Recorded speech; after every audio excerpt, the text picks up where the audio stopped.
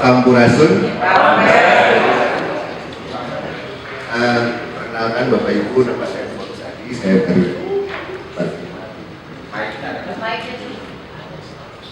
hari ini saya sebetulnya kebagian yang agak serius sedikit Pak, jadi bagian riset.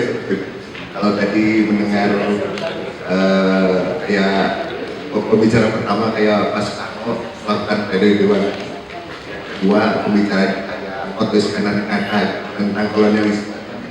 Mudah-mudahan saya seperti peneliti yang mungkin akan belajar pada Bapak Ibu sekalian. Di sosialisasi saat ini kami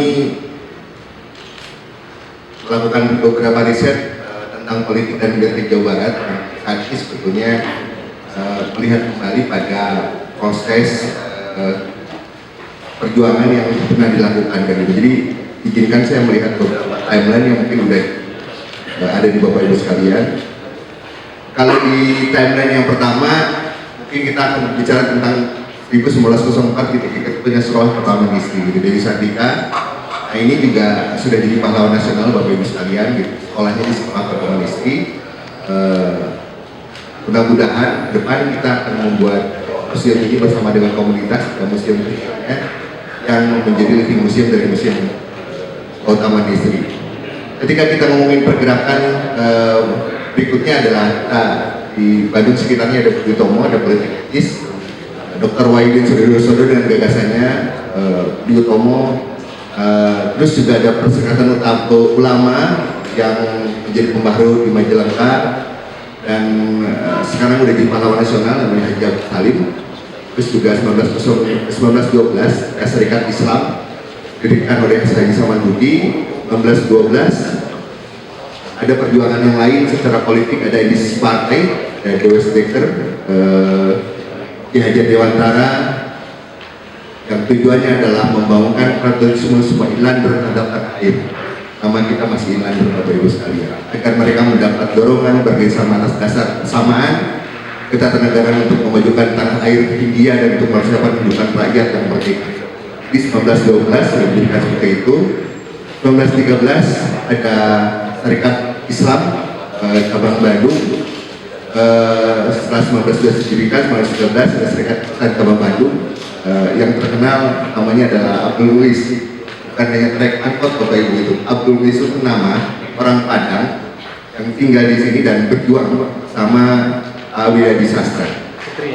Dan ini adalah putrinya yang selalu, ibu yang kedepannya putri yang selalu komplain kepada saya bahwa selama seumur hidup belum pernah dapat gratis bu ya angkat Abdul Muiz aku. Tapi yang jadi menarik adalah Serikat Islam di Bandung menjadi Serikat Islam yang dijabat oleh Wapres Serikat Islam cabang Bandung 1915 dan Kongres Serikat Islam di Bandung pada April 1915 adalah tadi mengokohkan bahwa SI cabang Bandung menolak untuk SI merah. Tapi yang jadi penting adalah perkataan dari Cokro Aminoto pada SI di Bandung ini. Tidaklah wajar untuk melihat Indonesia sebagai sapi perahan yang diberikan makan hanya disebabkan oleh susunya. Tidaklah pada tempatnya untuk menganggap negeri ini sebagai suatu tempat di mana orang-orang datang dengan maksud mengambil hasilnya. Dan pada saat ini tidaklah lagi dapat dipertanggungjawabkan bahwa penduduknya, terutama penduduk pribumi, tidak mempunyai hak untuk berpartisipasi di masalah-masalah politik yang menyangkut nasibnya sendiri. Tidak bisa terjadi bahwa seseorang mengeluarkan undang-undang dan peraturan untuk kita tanpa partisipasi kita, mengatur hidup kita tanpa partisipasi kita. Cokro Aminoto menggemborkan itu ketika Serikat Islam di Bandung.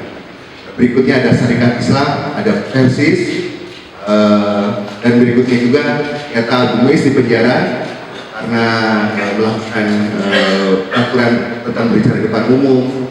Ada sekolah-sekolah dan termasuk juga ada sekolah Satria, sekarang SMP 1 yang kedepannya juga membuat sebuah studi nama Agama Kitab Soekarno yang didirikan dan menjadi guru di SMP 1 atau sekolah sehari sendiri. Ada Balai Paguyuban Pasundan, dan berikutnya adalah 1926 ada politik yang kita sebut Marhanisme. Soekarno bertemu dengan seorang petani dan obrolkan tentang bagaimana pertanian, bagaimana tentang ideologi politik dari seorang petani. Partai Nasional Indonesia 1907 didirikan. 1907 ada permufakatan perhimpunan politik bangsa Indonesia, di mana ada juga M. Nasir sebagai mata Islam Libon dalam mengajarkan Islam di Holland Indah School dan Pulau Gadung. Yang penting juga di 1929 terjadi penangkapan terhadap pemimpin PNI di sini. Jadi Bapak Ibu sekalian, ada Soekarno, Mas Gun, dan Subadireja, Gatot Mangkubraja dan Supriyadinata atas tuduhan pemberontakan gitu. Jadi mereka dipenjara di Banjai yang sekarang ada di Situs Banjai, dan berikutnya di gedung ini 1930 ada peristiwa namanya Indonesia Kelangkan atau Indonesia Bukan, di mana Soekarno melakukan pembelaan di mata hakim sebagai orang pribumi yang memberikan pesan-pesan tentang kemerdekaan. Tapi pertanyaan saat itu adalah di manakah Inggit Garnasi pada saat ini? Jadi kalau kita cerita, kita menemukan buku dari Manukah Kuantar ke Gerbang Kemerdekaan, Ibu Inggit Garnasi melakukan hal-hal yang luar biasa menemani Soekarno pada Gerbang Kemerdekaan. Ada konferensi Pasundan Istri 1930 di Tasikmalaya, dan himpunan saudara di Merdeka Week yang perkumpulan wanita itu bernama Pasundan Bagian Istri yang diketuai oleh Emma Pradireja pada saat itu. Ada pesantren Presis, karena Kongres Perempuan Indonesia ketiga di Bandung, konferensi di Bandung juga, dan untuk mendirikan rapat mendirikan Konsentrasi Nasional Wakil Payuman Subunan, yaitu Atik Suradi dan Sunar Ukar Brata Kusuma, yang dibentuk bernama GAPI, Gabungan Politik Indonesia. Ini juga 1942 ketika Jepang datang, cuman surat kabar tunggal, yaitu surat kabar tunggal di Bandung bernama Cahaya, yang direkturnya adalah Otto Iskandar-Dinata. Pada Maret 45 didirikan Pemuda Bandung, Angkatan Muda, organisasi Angkatan Muda. 45 kita merdeka, 1945 kan, dan pertemuan pemuda di Bandung, pertemuan para pemuda seluruh Jawa bertempat di Gedung Isola yang bertujuan untuk memberikan tekad dan mempersatukan pemuda-pemuda. Ada penerangan di Dago, mengajak supaya seluruh rakyat di desa mempersatukan diri untuk terus memegang teguh Republik Indonesia. Ada juga peristiwa perobekan bendera merah putih biru pada Oktober 45 oleh Endang Karmas dan Mulyono yang di Dennisbank. Dan 45 Bandung terbagi menjadi dua, Bandung Utara dan Bandung Selatan. Peristiwa berikutnya adalah para pejuang menyerang, kalau sekitar Unpad itu 45, dan ada peristiwa mempertahankan dari Gedung Sate di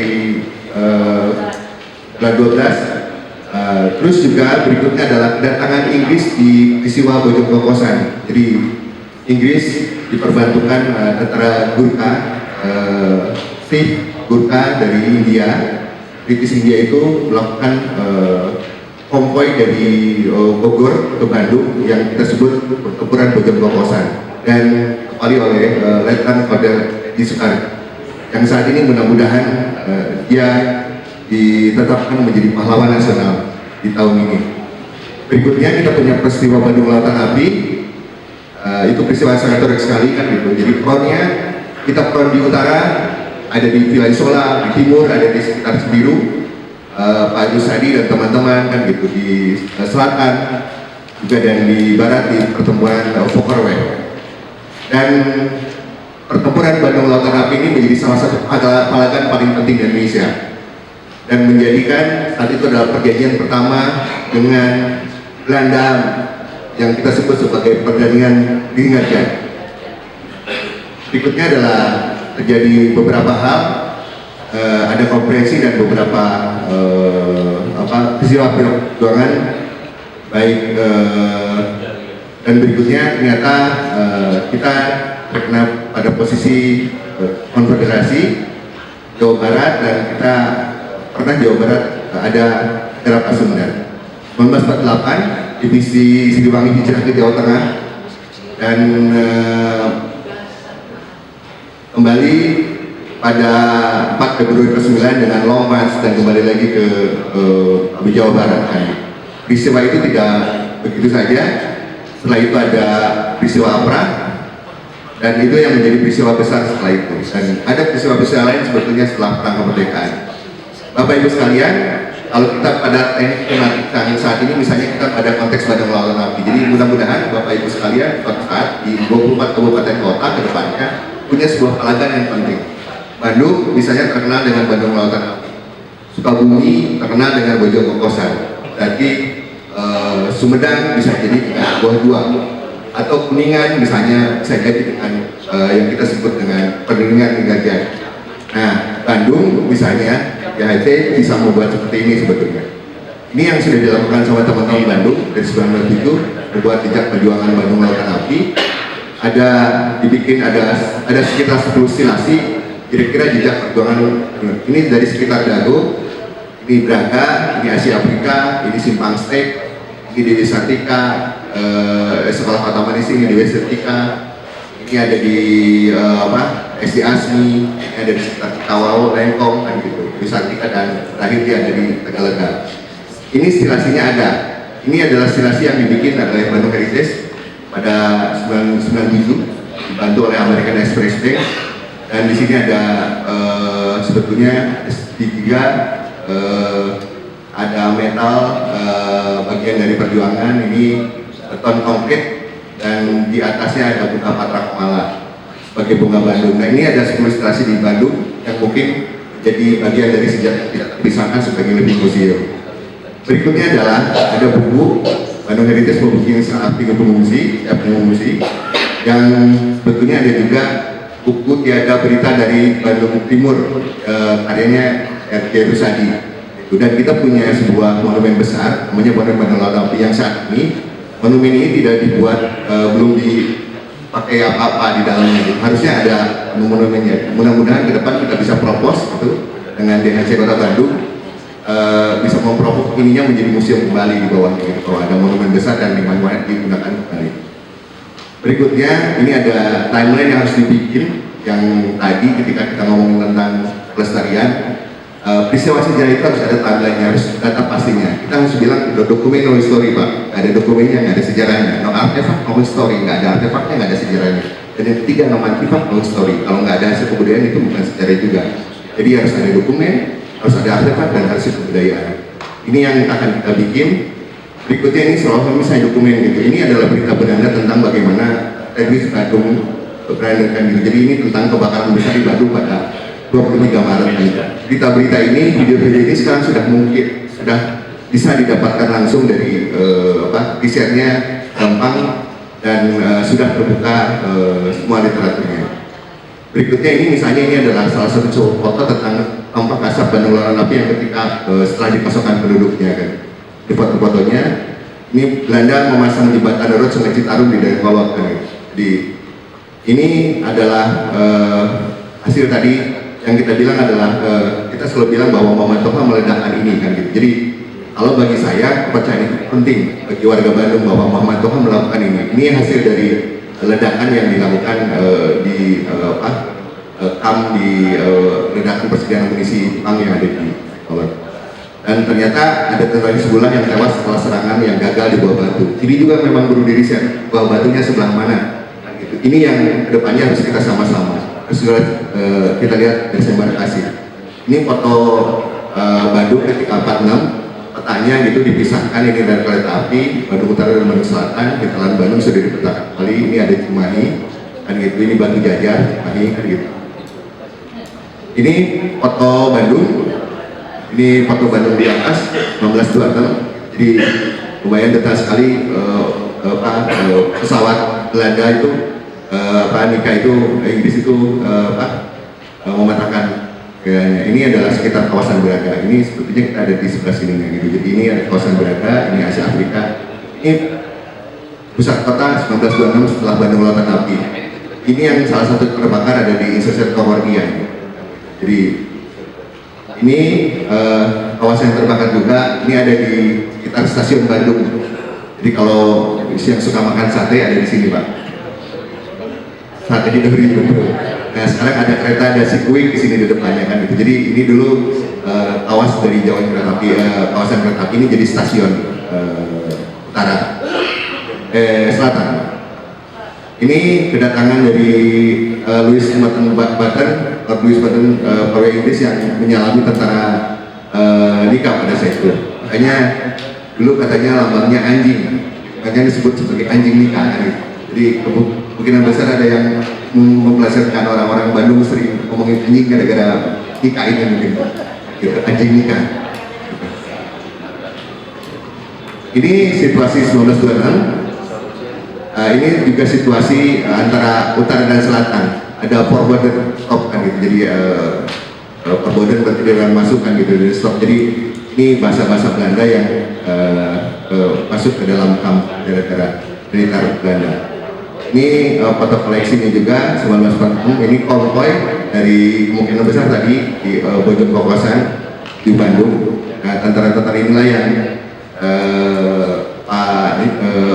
Dr. Edi Sukmati melakukan teknik yang namanya memukul ular berpisah, gitu. Gerilya dari atas bertubi-tubi dari Bogor sana, dari Bojong Kokosan sampai Cimahi, sampai ini semuanya dipukul mundur dan melakukan gerilya. Ini kondisi Bandung 46, daerah yang terbakar juga. Ini sekarang menjadi sudah kosong juga. Ini di depan alun-alun bahkan bioskopnya kan gitu. Ini bioskop Palaguna, yang benar. Ini foto-foto juga tentang bagaimana sejarah-sejarah penyerahan Tremani. Jadi kelihatan banget ini ada tentara Indonesia yang tentara Indonesia tapi Belanda, biasanya dia tentara-tentara KNIL ini. Ini situasinya. Ini pas Bandung Lautan Api, ya. Ini pas lagi ada pemeriksaan ke beberapa daerah di Dayakolot. Ini situasi Balai Kota Bandung yang depannya terbakar, pendoponya Bandung Lautan Api. Ini yang kita sebut sebagai nilai-nilai kesejahteraan sosial. Jadi kalau misalnya dulu mengungsi Pak, orang-orang kampung, orang-orang Bandung itu diterima, orang Majalaya, orang Aceh, orang Bide gitu, ataupun misalnya nanti langsung ke Garut, Cianjur, dianggap sebagai keluarga sendiri. Nah, kesejahteraan ini memang pas Bandung Lautan Api ada, kesejahteraan nilai-nilai ini juga masih ada. Ini pada situasi pengungsian, 4647 masih yang mengungsi. Ini situasi pengungsian juga Pak, kan gitu pada saat itu bisa dibayangkan. Dan ini adalah daerah sekitar ke mereka Sunda ya, yang gitu kelihatan. Ini di dalam Museum Konferensi Asia Afrika. Gitu. Jadi kalau sekarang Museum Konferensi Asia Afrikanya jadi lagi udah hidup lagi, dulu 1946 sempat terbakar seperti ini. Ini gedung pos. Nah yang menarik adalah ada tulisan ini gitu, ketika Inggris datang, British datang kan gitu, the toast of freedom ought never again be expressed in the heart of 7 billion Indonesia kan gitu. Jadi kita ada kata-kata nilai-nilai perjuangan yang dituliskan oleh para pelukis yang dituliskan seperti ini. We want to keep our Indonesia free and prosperous. Ini ada di Bandung Bapak Ibu ditulis. Dulu konon katanya menulis ini dipimpin oleh Pak Bali Sasmenata kan gitu, pelukis Bali kan gitu, sama beberapa pelukis yang lainnya juga. Republic of Indonesia has been born, every in the middle is gone kan itu. Ini juga yang menyatakan bahwa nilai-nilai kejuangan juga dipertahankan, ini mempertahankan. Satu prajurit bersatu, petani bersatu, buruh bersatu, asal Indonesia tetap merdeka kan gitu. Jadi ini dituliskan di pamflet-pamflet dan dituliskan disimpan di beberapa. Ini ada di sekarang itu Kimia Farma atau PR di Asia Afrika.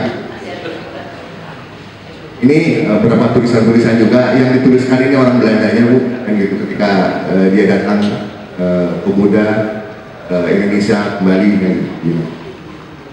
Ini beberapa di sosial Concordia. Ini ketika orang-orang Tionghoa yang kita tidak boleh lupa adalah kita sudah memaafkan bahwa tahun 46 orang-orang Tiongkok membuat laskar namanya Poantui. Laskar itu membelot ke Tikam, menelot ke Inggris pada saat itu. Dan setelah mereka membelot 46, justru mereka yang membeberkan siapa-siapa saja yang tidak ikut hijrah, dan gitu. Nah, ini adalah laskar-laskar ini yang menjadi penyebab banyaknya tentara TNI pada saat itu yang tidak hijrah meninggal. Tapi sudah ada permintaan maaf dari komunitas Tionghoa pada saat itu bahwa Laskar Poantui memang dinyatakan bersalah. Kita sudah memaafkan, tapi kita tidak boleh lupa. Ini beberapa bangunan pabrik yang hancur juga. Ini di Asia Afrika ketika 46, posisi Bandung Lautan Api. Ini kantor pos Respect Our Constitution, tulisnya juga. Jadi Respect Our Freedom, dituliskan di dinding-dinding oleh beberapa teman-teman dari pejuang. Ini yang menjadi titik balik kita sebetulnya. Yang tidak boleh lupa, mari kita menyanyikan bersama. Ya, 1, 2, 3. Oh inilah nasibnya saudaraku, dikosong-kosong, diadu-adu, tapi dia tidak apa, asal untuk negeri kita naik dan turun gunung di jauh nabimu. Itu baik Patri ya. Baru